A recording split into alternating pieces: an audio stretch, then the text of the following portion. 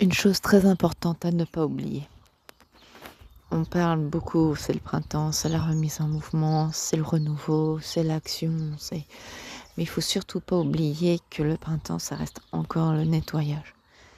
On parle du printemps, le nettoyage du printemps. Et il faut surtout pas oublier qu'on avance à notre rythme. La végétation reprend vie, la sève recircule dans les branches. Mais c'est pas pour autant que du jour au lendemain, l'arbre il est rempli de feuilles, rempli de fleurs, que les fruits sont là, que c'est étape par étape, jour après jour, semaine par semaine. Il faut suivre sa guidance intérieure. Il faut suivre, bien sûr, suivre son cœur. Ça, j'en suis convaincue.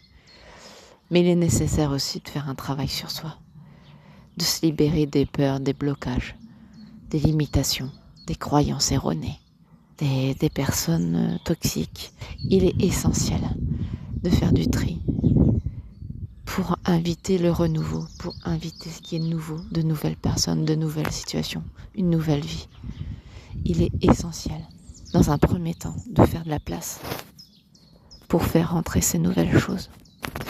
Pas faire rentrer de nouvelles choses dans notre vie si on garde les mêmes comportements, si on garde les mêmes schémas de pensée, si on garde les mêmes croyances, si on garde les mêmes limitations et les mêmes actions.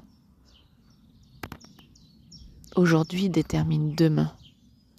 Donc c'est important de prendre conscience qu'il faut faire les choses différemment et qu'il faut se respecter, prendre soin de soi, s'aimer, s'honorer, se respecter avant toute chose, se réconforter quand il y a besoin.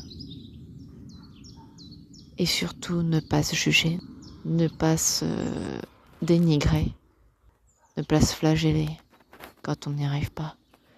Quand l'ego voudrait que ça aille plus vite, toujours plus vite. Il faut se respecter, respecter son rythme avant toute chose.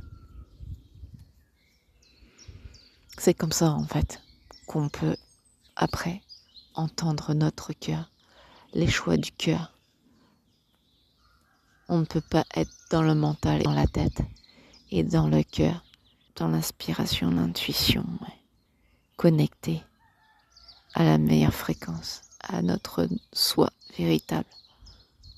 Si on choisit d'être dans le cœur, il faut impérativement faire un travail sur nos peurs, sur nos blessures, sur nos croyances limitantes,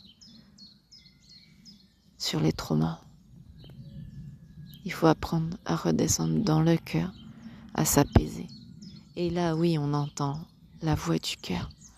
Là, oui, on peut véritablement suivre la voix du cœur, écouter son cœur, qui nous amène sur le chemin de vie, sur la ligne de temps, la plus haute, la plus élevée vibratoirement, qui est dans l'amour, la paix et le respect de soi.